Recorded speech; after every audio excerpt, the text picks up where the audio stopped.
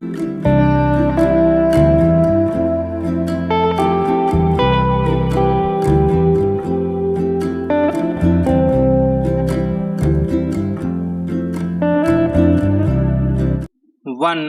2, 3 start.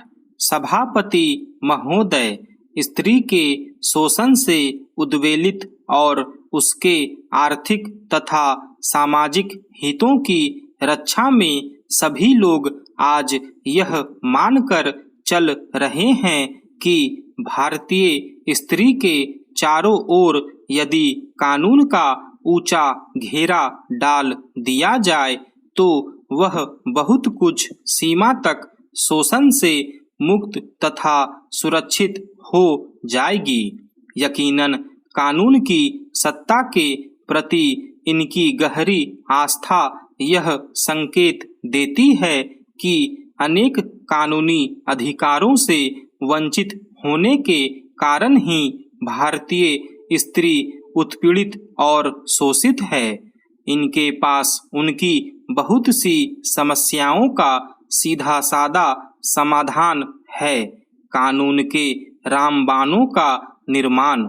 इन रामबाणों के हाथ में आते ही भारतीय स्त्री सबल और सक्षम हो जाएगी।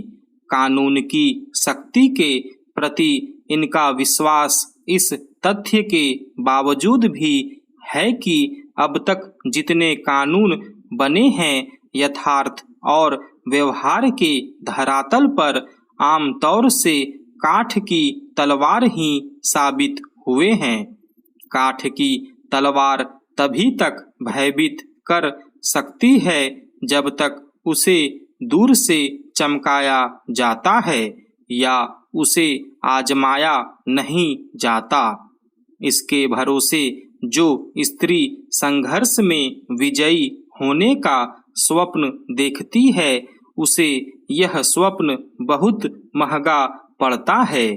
कानून की पुस्तकों में बताए अधिकारों को जीवन के यथार्थ में उतारने के साधन सामान्य भारतीय स्त्री के पास नहीं है। जो मुट्ठी खाली है कानून भी उस मुट्ठी के बाहर रहता है। इसके साथ समय और शिक्षा का अभाव और जुड़ जाता है। भारतीय स्त्री की लाचारी मूलतः साधनों की लाचारी है, इसलिए उसके पक्ष में बनाए गए कानून भी उसके जीवन को नई दिशा देने में तब तक असफल ही रहेंगे जब तक भारतीय स्त्री साधन संपन्न नहीं हो जाती। शोषण के कई मामले ऐसे भी हैं जिनसे भिड़ने का रास्ता कानून के पास भी नहीं है। अविवाहित स्त्री का परिवार द्वारा सम्मिलित शोषण इस प्रकार के शोषण का सबसे अप्रिय उदाहरण है। दिलचस्प बात यह है कि इसमें शोषण पुरुष समुदाय के साथ साथ स्त्री का योगदान लगभग बराबर का ही होता है। आजादी के बाद के दशकों की तुलना हम आज करें तो एक नए समाज का रूप उभर कर सामने आता है।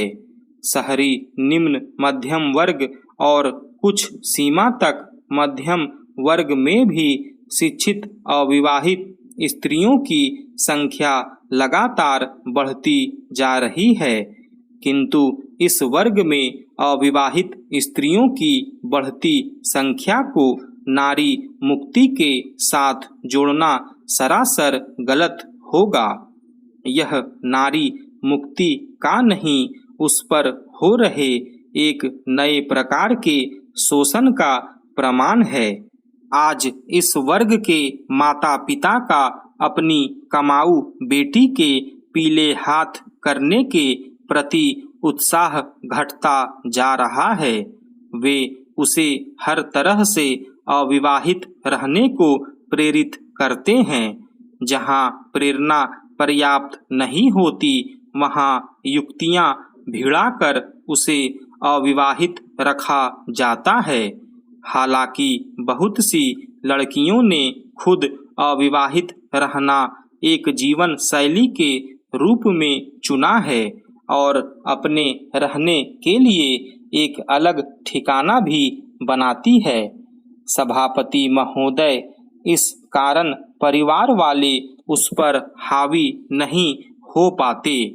ऐसी अविवाहित स्त्री अपने आचरण की संहिता भी स्वयं गढ़ती है। यहाँ केवल उन अविवाहित स्त्रियों की ओर संकेत किया जा रहा है जिनको परिवार ने किसी स्वार्थवश किसी भी प्रकार के जीवन का चुनाव करने का अवसर नहीं दिया है, जो माँ बाप द्वारा तय किए गए जीवन को ही जीने को मजबूर हैं। बहुत से अभिभावक सामाजिक रूप से काफी प्रगतिशील हो गए हैं। उन्हें यह स्वीकार नहीं है कि धन कमाने वाली बेटी को पराया धन मानकर किसी पराये के साथ घर से विदा कर दिया जाए। अपनी कमाऊ बेटी को अपनी ही बनाए रखना उनका ध्येय बन गया है। इस ध्येय तक पहुँचने के लिए वे प्रशंसा बानों का सहारा भी लेते हैं। वैसे तो सब नालायक हैं, पर बेटी बहुत जिम्मेदार है, हमें अकेला छोड़ने को तैयार नहीं है। इसलिए शादी का नाम लेते ही गुस्सा हो जाती है। हमारी बेटी तो बेटों से बढ़कर है, सारा उसी पर टिका है। जिम्मेदार होने का आला खिताब पाने के बाद बेटी का तन मन धन से माता पिता की सेवा में समर्पित हो जाना स्वाभाविक है। इसमें उसे नैतिक रूप से भाइयों से आगे निकल जाने का मानसिक संतोष भी मिलता है। प्रशंसात्मक ऐसे जुमले वास्तव में एक मनोवैज्ञानिक अस्त्र का काम करते हैं। अपनी हर आज्ञा मनवाने वाले माता पिता बेटी के जीवन के अहम प्रश्न पर उसकी तथाकथित इच्छा के आगे नतमस्तक हो जाते हैं।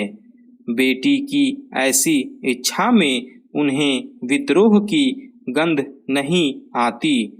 अतः ऐसे में किसी प्रतिवाद या भत्सना का प्रश्न भी नहीं उठता है। इस विद्रोह को जगजाहिर करके वे एक गहरे गौरव का अनुभव करते हैं। अविवाहित स्थिति को स्वीकार करके बेटी अपने शरीर के नकार को भी स्वीकार कर लेती है। भारतीय परंपरा में शरीर के नकार का ऊंचा स्थान है। शरीर का यही नकार संतों की सबसे बड़ी पहचान है। संतों का अनुसरण करके बेटी माँ बाप का यश बढ़ा देती है। विवाह के लिए बेटी की अनिच्छा के सार्वजनिक प्रचार के पीछे एक विशेष उद्देश्य छिपा रहता है। माता पिता का अपनी सार्वजनिक आलोचना से बचाव। उन्हें इस बात का भी पूरा भरोसा है कि उनके सार्वजनिक प्रचार के प्रतिवाद में बेटी अपने होठ नहीं खोलेगी। खुलकर शादी का इच्छा व्यक्त करना इस वर्ग की शहरी लड़कियों के लिए भी उतनी ही लज्जाजनक बात है जितनी गांवों में रहने वाली लड़कियों के लिए है। विवाहित स्त्री का गौरव यदि पतिव्रता होने में है तो अविवाहित स्त्री का परिवार व्रता होना ठहरा दिया जाता है। परिवार व्रता को अपना आचरण किन नियमों के अनुसार ढालना चाहिए, ये सब माता पिता द्वारा रचित आचार संहिता में विस्तार से दर्ज कर दिया जाता है। जैसे पतिव्रता पर पुरुषों पर दृष्टि नहीं डालती है, वैसे ही परिवारव्रता परिवार से परे पुरुषों को कोसों दूर रखने को बाध्य हैं। स्टॉप।